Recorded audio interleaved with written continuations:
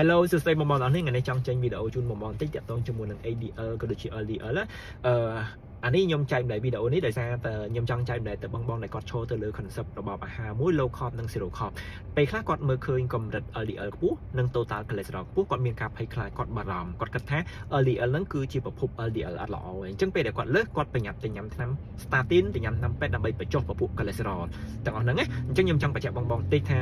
វីដេអូនេះខ្ញុំមិនមែនពេទ្យទេក៏ប៉ុន្តែក្នុងទូនីតិខ្ញុំជាអ្នកឈរទៅលើ concept low carb និង zero carb រយៈពេល4ឆ្នាំទៅលើ carnivore 4ឆ្នាំហើយអញ្ចឹងខ្ញុំចង់ចែករំលែកជូនបងប្អូនថាអញ្ចឹងសម្រាប់ខ្ញុំផ្ទាល់ក៏មានការ total cholesterol ក៏ខ្ពស់ហើយក៏ដូចជា LDL របស់ខ្ញុំក៏លើសដែរក៏ប៉ុន្តែរាល់ LDL ដែលខ្ញុំលើសហ្នឹងមិនមែនប្រកាសថាវាជាចំណែកមួយ LDL ដែលគ្រោះថ្នាក់សម្រាប់សុខភាពរបស់យើងទេអញ្ចឹងខ្ញុំចង់ចេញវីដេអូនេះសម្រាប់បងប្អូនមួយចំនួនដែលភាគច្រើនបងសង្កេតមើលនៅពេលដែលបងឈរទៅលើ concept low carb បងឈរទៅលើអាហារ protein គ្រប់គ្រាន់និងខ្លាញ់ខ្ពស់អីហ្នឹងបងនឹងមើលឃើញកម្រិត LDL របស់បងខ្ពស់ហើយអញ្ចឹងបងកុំតង់ចោទជាសំណួរថាកុំតន់ភ័យថាវាប្រឈមជាមួយនឹងបញ្ហាគ្រោះថ្នាក់សម្រាប់សុខភាពរបស់យើងអញ្ចឹងវីដេអូនេះខ្ញុំអត់ទាន់សម្រាយលម្អិតទៅលើបញ្ហាហ្នឹងទេតែខ្ញុំនិយាយតែពីរវីដេអូនេះគឺនិយាយទៅលើ ADL និង LDL ហេតុអីបាន LDL គេឲ្យឈ្មោះថាវាជាប្រភពខ្លាញ់អាក្រក់ហើយ ADL គេឲ្យឈ្មោះថាវាជាប្រភពខ្លាញ់ល្អហ្នឹងហើយអញ្ចឹង LDL អីគេ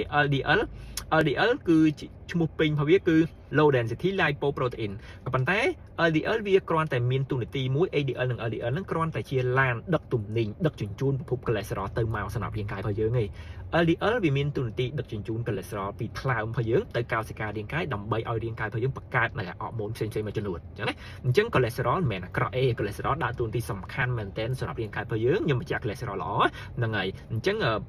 ដូចជាអរម៉ូន estrogen អរម៉ូនភេទមួយចំនួនដូចជា testosterone ដូចជាអរម៉ូន cortisol អីក៏ដោយក៏ត្រូវការ cholesterol ជាចាំបាច់ដូចគ្នាហ្នឹងហើយក៏ប៉ុន្តែតាក់ទងជាមួយនឹង LDL រាល់ LDL ខ្ពស់សុទ្ធតែអាក្រក់មែនអត់ទេវាមិនអញ្ចឹងទេក៏ប៉ុន្តែ LDL វានឹងក្លាយទៅជាអាក្រក់នៅពេលណាដែលវារងអុកស៊ីតកម្មវារងអុកស៊ីដាយដោយការដែលយើងញ៉ាំនៅអាហារដែលមានជាតិស្ករ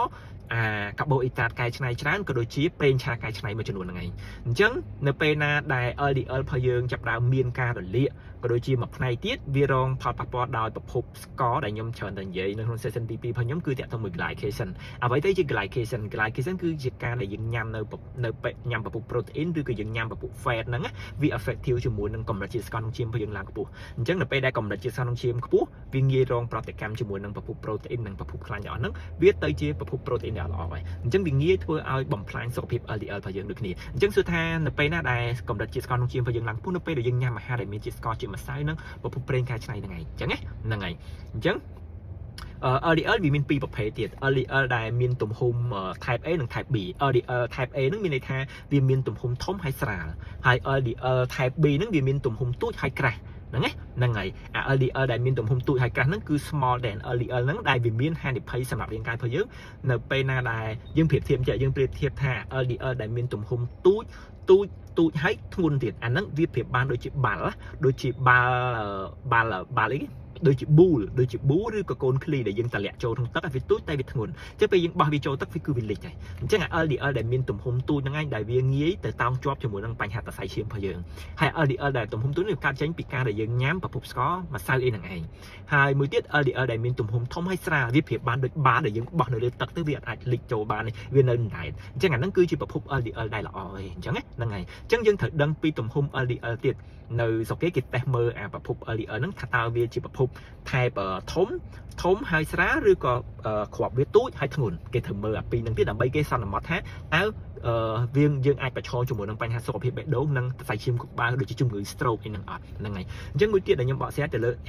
ADL ដែលយើងតែងថាវាឈ្មោះរបស់វាយើងហៅថាជាប្រភពខ្លាញ់ល្អហ្នឹងហើយ high density lipoprotein ហ្នឹងឯងអញ្ចឹងADL ហេតុអីបានគេឲ្យឈ្មោះថាវាជាខ្លាញ់ល្អដោយសារវាមានតួនាទីមួយគឺដឹកជញ្ជូននៅពពុះ cholesterol ដែលរាងកាយរបស់យើងប្រើប្រាស់ហើយណាមកដឹកជញ្ជូនចូលមកក្នុងថ្លើមរបស់យើងវិញហើយចំណុចល្អផល ADL មួយទៀតណាគឺវាជួយទៅ clean ទៅកោសសម្អាតនៅប្រភព LDL ដែលវាទៅតោងជាប់ LDL ដែលខូចខាតដែលវាទៅតោងជាប់ជាមួយនឹងសរសៃឈាមរបស់យើងវាទៅជួយ clean វាទៅជួយសម្អាតអញ្ចឹងត្រឡប់មកវិញគឺវាជួយកាត់បន្ថយប្រភព LDL ដែលអត់ល្អដែលរងអុកស៊ីតកម្មហ្នឹងឯងអញ្ចឹងបានគេឲ្យឈ្មោះថា ADL ហ្នឹងគឺជាខ្លាញ់ល្អហ្នឹងហើយសម្រាប់មនុស្សប្រុសយើងគួរតែ check មើលទៅលើ ADL បើសិនបើពី50ឡើងទៅខ្ញុំគិតថាវា good វាល្អហើយ